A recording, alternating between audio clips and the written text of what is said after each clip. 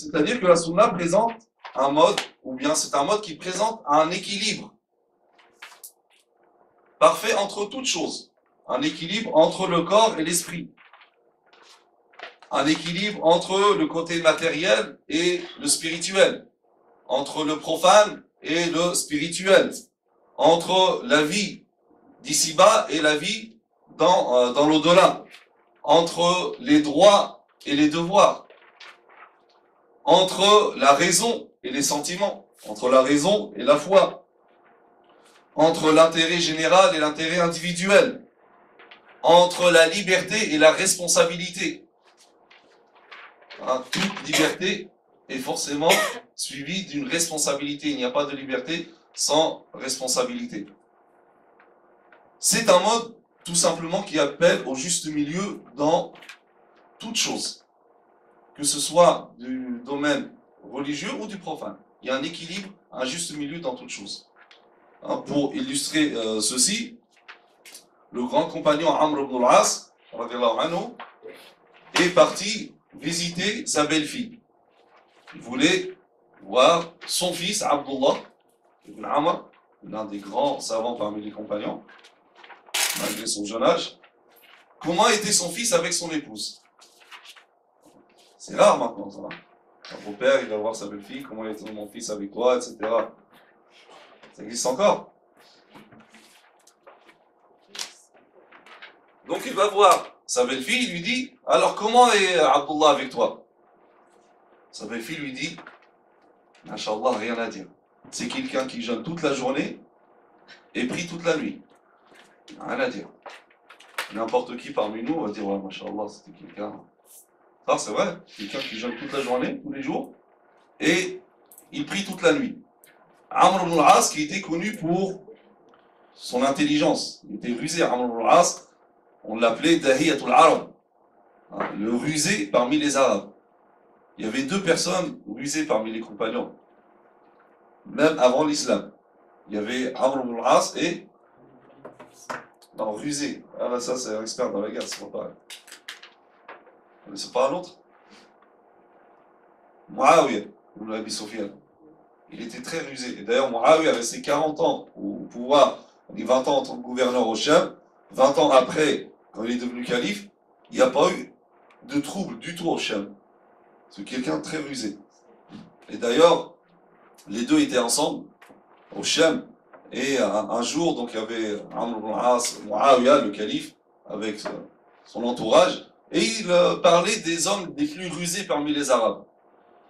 Muawiyah disait à Amr, je suis plus rusé que toi. Amr disait, non, c'est moi le plus rusé. Et je vais te le prouver.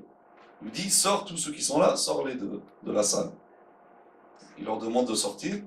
Il lui dit, maintenant, approche, je vais te dire quelque chose dans l'oreille. Il s'approche. Il lui dit, tu vois comment je suis plus rusé? Pourquoi je te parlerai dans l'oreille alors que tu as sorti tout le monde? Donc ce Amr ibn al-As, très rusé, il sait que sa belle-fille est en train de se plaindre.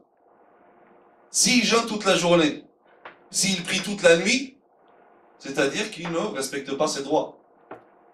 Donc, il est parti voir le prophète sallam se plaindre auprès du prophète sallam au sujet de son fils. Il regarde mon fils comment il est. Le prophète sallam appelle Abdullah ibn Amr. Est-ce que tu fais ça? Il dit oui, je fais ça. Et là, donc, il le rappelle au juste milieu. Il lui dit, prie dans la nuit et dors une partie. Jeûne et interromps ton jeûne. Ne jeûne pas tous les jours. Et là, il lui dit, car ton corps a un droit sur toi. C'est-à-dire au repos. Tes yeux ont un droit sur toi, au sommeil. Ta femme a des droits sur toi.